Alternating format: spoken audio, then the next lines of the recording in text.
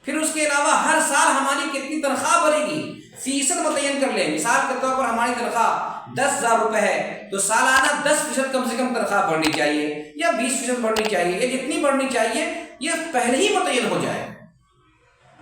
اگر کسی بنیاد پر ہم پسند نہیں آئے، یا ہمارے اندر کوئی کمی کجی ہے یا کوتاہی ہے، یا ہم غفلت برت رہے ہیں، یا ہم وقت پر نماز ادا نہیں کر پا رہے ہیں، یا کسی قسم کی کمی کجی ہوتی ہے، تو ذمہ دار حضرات پر یہ فرض ہے کہ ذمہ دار حضرات ہم سے رابطہ کریں، براہ راست میرے پاس آئیں، مجھ سے معاملات کو حل کریں۔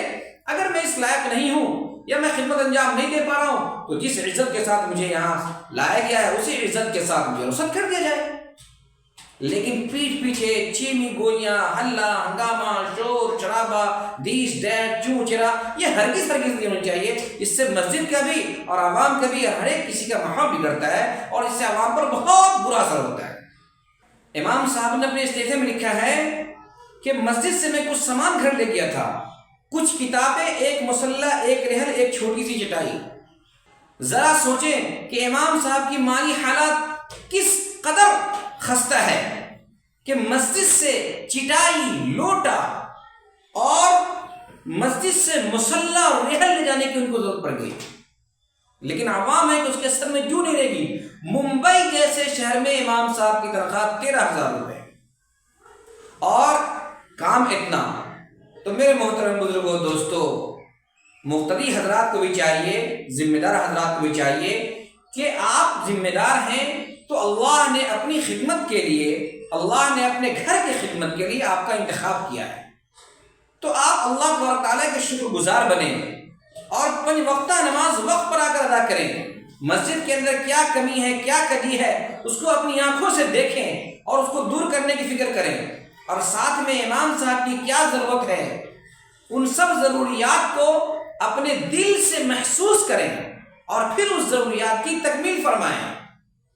اگر آپ نے ایسا نہیں کیا، اللہ کے گھر کی ناقدری کی اور آپ کے ماتحت جتنے لوگ ہیں اس کی ضروریات کو پوری نہیں کیا، تو کلکم راعٍ وکلکم مسئولون عن رعیتہ، کل قیامت کے دن اللہ تبارک و تعالیٰ کہ یہاں آپ سے اس کا مواخذہ ہوگا اور سوال و جواب ہوگا۔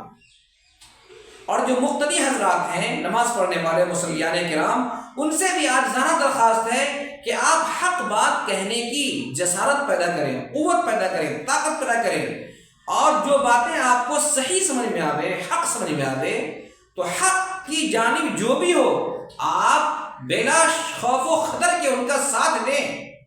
اللہ تبارک و تعالیٰ آپ سے راضی ہوگا۔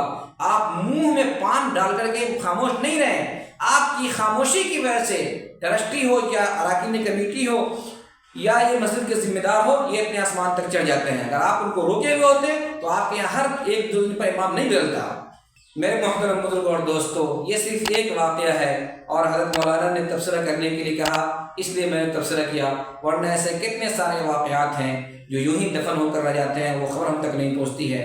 اس لیے آپ تمام حضرات سے عاجزانہ مخلصانہ مؤدبانہ درخواست ہے کہ اچھے امام کی آپ قدر کریں اور امام کے مقام و مرتبہ کو پہچانیں، ان کی ضروریات کی تکمیل کریں، ان کا ساتھ دیں، ان کے شانہ بشانہ کھڑے ہوں اور ان سے قدم بقدم ملا کر کے کھڑے ہوں۔